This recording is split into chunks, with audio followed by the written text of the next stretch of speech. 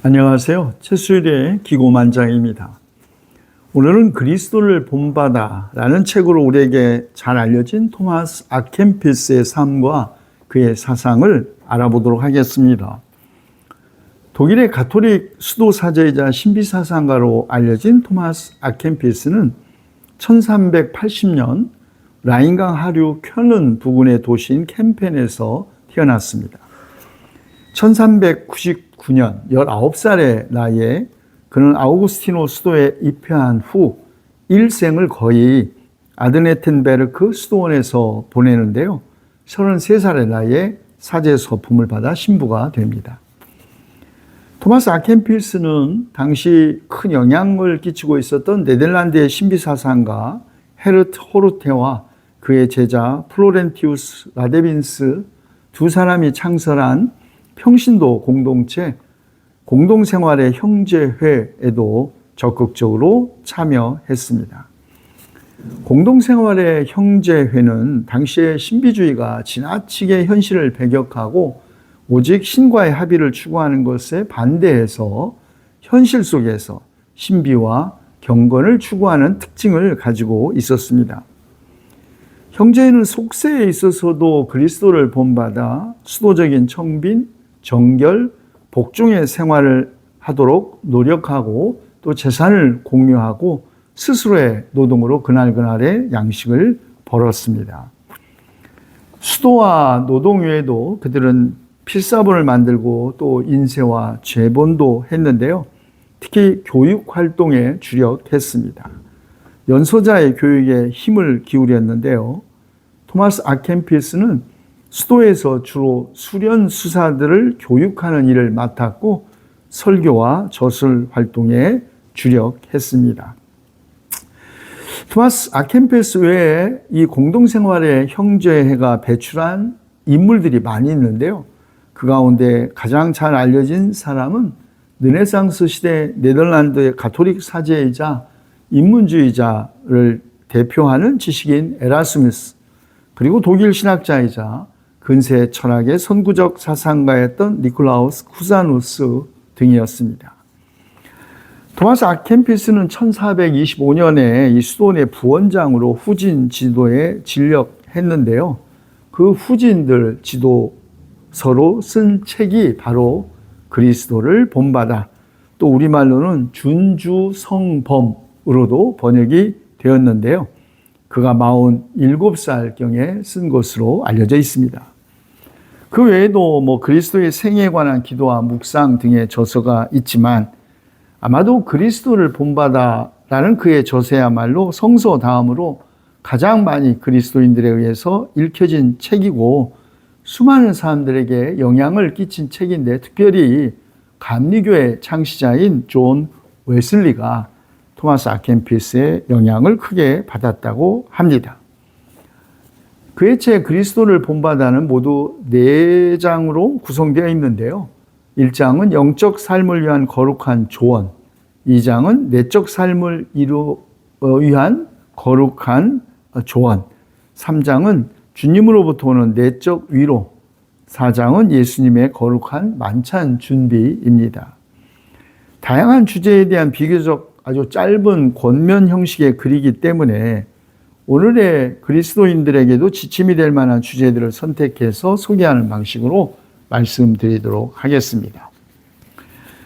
성경의 내용을 잘 알고 또 온갖 철학자들의 말을 꿰고 있을지라도 하나님의 사랑과 은혜가 없다면 그 무슨 소용이 있는가? 하나님을 사랑하고 섬기는 것 외에는 그 어느 것도 헛되고 헛되니 모든 것이 헛될 뿐이다. 토마스 아켐피스가 교권과 국가 권력의 갈등기, 스콜라 철학의 절정기를 살았던 신비주의자였던 것을 알면 왜 그가 이런 주장으로 그리스도를 본받아를 시작하는지 이해할 수 있습니다. 그러나 그렇다고 해서 토마스 아켐피스가 인간의 지성을 완전히 무시하는 것은 아닙니다. 그러나 배움을 경멸하지는 마라. 지식은 선하다. 그것은 하나님의 선물이다. 그렇지만 소중한 양심과 아름다운 삶에는 미치지 못한다. 지식도 하나님의 선물이라는 것이죠. 그러나 심판의 날이 닥치면 우리가 읽은 것이 아니라 우리가 행동한 것에 관해, 또 우리가 어느 정도 말을 잘했는지가 아니라 얼마나 바르게 살았는지에 관해 질문을 받게 될 것임을 명심하라. 토마스 아켄피스의 말입니다. 평신도 형제 활동을 했던 아켄피스는 아마도 당시의 가톨릭 교황과 사제들의 부패상을 아주 잘 알고 있었을 것입니다. 그래서 그는 진리 앞에서의 겸손, 지나친 정욕의 절제, 순종을 통한 참된 자유를 훈련 수사들에게 권면합니다. 그러면 이런 경지에 이르기 위해서 무엇을 해야 할까요? 토마스 아켄피스는 침묵을 권합니다. 입을 지키지 못하는 것은 매우 나쁜 습관이고 악한 습관에서 손을 끊는 것이 도움이 되기 때문이라는 것입니다. 그리고 역경의 유익함을 발견하기, 시험에 인내, 성급하게 판단하지 않기, 거룩한 사랑으로 선행을 베풀기, 다른 사람들의 결점을 끈기 있게 감당하기, 매일의 삶에서 영적 훈련을 수행하기, 혼자만의 시간과 골방의 침묵을 사랑하기, 인간의 고통을 이해하기, 죽음을 준비하기를 훈련하라고 합니다. 역경이 유익한 것은 역경이 우리가 영적인 나그네이며 세상에 속한 그 무엇도 신뢰해서는 안 되는 존재임을 상기시켜 주기 때문입니다. 특히 다른 사람의 오해에서 오는 고통은 우리를 겸손하게 만들고 교만으로부터 보호해 주고 우리 내면의 삶은 외적으로 비난받을 때에 오히려 가장 크게 성장하기 때문이라고 합니다. 시험으로부터 전적으로 자유로울 사람은 한 사람도 없을 것입니다. 그런데 흥미로운 것은 시험으로 번역된 독일어의 뜻인데요. 회어수헨이라는 단어입니다. 전철 회어라는 전철은 잘못된 이라는 의미를 가지고 있고요. 동사 수회는 찾다, 찾는다를 의미합니다. 다시 말해 시험, 곧 우리가 시험에 빠진다는 것은 우리가 무엇인가 잘못된 것을 찾고 있는 데서 온다는 뜻이죠. 토마스 아켄피스는 그러나 땅을 받고 사는 사람은 결코 시험에서 자유로울 수 없다고 말합니다. 그리고 시험은 두 가지 허점을 이용해서 인간을 더욱 옥죄는데요. 우유부단한 마음, 그리고 하나님에 대한 믿음의 부족이 그것입니다. 키 없는 배가 물결에 밀려 요동하듯 부주의하고 결단력이 없는 사람은 어디를 가든지 시험에 마주치게 된다. 아켄피스의 말입니다. 사실 시험은 피하는 것이 어떤 때는 하나의 답이 될지 모릅니다. 예수님도 제자들에게 가르치신 기도에서 우리를 시험에 들게 하지 마옵시고라고 기도하라고 가르치셨습니다. 시험이 다가오는 것이 느껴지면 도망치는 것이 하나의 해결책일 수 있습니다. 그런데 토마스는 시험은 피하는 것이 해답은 아니라고 합니다. 시험을 피하려고 들면 그리 멀리 벗어나지 못할 것이라는 것이죠. 그래서 토마스는 인내와 겸손으로 시험에 맞서 시험을 뿌리채 드러내라고 합니다. 쉬운 일은 아니겠죠. 그렇지만 토마스는 시험과 어려움을 겪을 때는 언제나 하나님의 능하신 손 아래에서 겸손하게 간절히 기도하면서 도움을 구해야 한다고 권합니다. 토마스는 사랑이 없는 거칠의 선행은 영적으로 전혀 도움이 되지 않고 반면에 사랑으로 행하는 일은 아무리 작고 보잘것없어 보여도 충실한 열매를 맺는다고 합니다. 하나님은 어떤 선행을 했는지, 얼마나 많은 선행을 했는지 따지지 않으시고 선행의 동기를 헤아리신다는 것이죠. 토마스는 선행이 자기를 돋보이게 하기 위해서 행해지고 자기 의로움의 근거가 되는 것을 막기 위해서 그런 말을 한 것입니다. 토마스는 참된 진리와 완벽한 사랑을 소유한 사람은 개인적인 이익을 추구할 수 없다. 오직 하나님의 영광이 만물 안에서 타오르는 것만을 바랄 뿐이다. 누구도 부러워하지 않는다. 거만하거나 개인적인 즐거움을 추구하지 않는다고 합니다. 영적인 삶을 위해서는 영적 훈련이 중요합니다. 토마스는 영적 훈련을 위해서는 아주 구체적으로 계획하고 그 과정을 설정하되 특히 자신의 최대의 약점과 싸움을 벌이듯 치열하게 해야 한다고 합니다. 훈련은 매일 계획에 따라 반복되어야 하고 마치 싸움을 하듯 치열해야 한다는 것이죠. 군대에서 제식 훈련을 해본 경험이 있는 사람은 다 압니다. 절도와 규율을 가르치기 위해서 줄과 열을 맞춰 행진하는 그토록 쉬운 일을 며칠고 반복하면서 지루할 정도로 가르치죠. 물론 똑같은 종류의 훈련이 누구에게나 도움이 되는 것은 아닙니다. 처한 상황에 따라 영적 훈련을 선택하는 것도 달라야 한다고 토마스 아켄피스는 비교적 융통성을 보여줍니다. 그러나 모든 훈련의 핵심은 이 땅을 후회 없이 떠날 수 있는 준비를 하는 것에 있다고 합니다. 죽을 때 삶에 후회가 없다고 고백할 수 있다면 그것이야말로 가장 행복한 죽음이 아닐까요? 이런 죽음, 매일의 영적 훈련이 없다면 아마 도달할 수 없는 경지일 것 같습니다. 토마스는 이런 후회 없는 죽음을 맞이하기 위하여 아침이 되면 해질녘까지 살지 못할 것이다 라고 생각하고 밤이 되면 새로운 아침을 기약하지 마라. 언제나 죽음을 준비하라고 합니다. 참으로 슬기롭고 행복한 사람은 죽음을 맞는 순간에도 평소처럼 변함없이 자신의 삶을 산다. 우리가 이 세상을 진심으로 경멸하고 덕을 쌓는 일을 열망함으로 규율을 잘 지키고 고통을 감내하면서 회개하고 기꺼이 복종하고 자기 자신을 부인하고 그리스도에 대한 사랑을 위해 어떤 고난이든지 끈기 있게 참아나간다면 이처럼 행복한 죽음을 맞이할 수 있다고 합니다.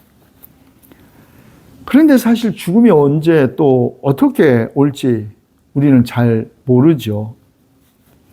우리가 잡고 있는 기회가 죽음 때문에 막을 내리게 될 순간 우리는 알지 못합니다. 그래서 토마스는 지금 행동하라. 할 수 있는 것은 무엇이든 바로 지금 하라.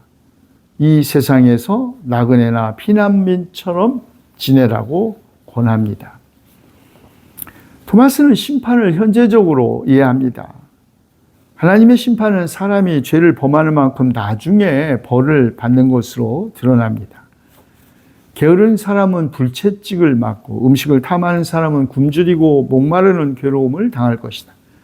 사치하고 쾌락을 즐기는 사람은 뜨거운 불 속에 들어가게 되고 시기하는 사람은 마치 정신을 놓아버린 짐승처럼 울부짖게 될 것이다. 죄는 반드시 그 값을 치르기 마련이다.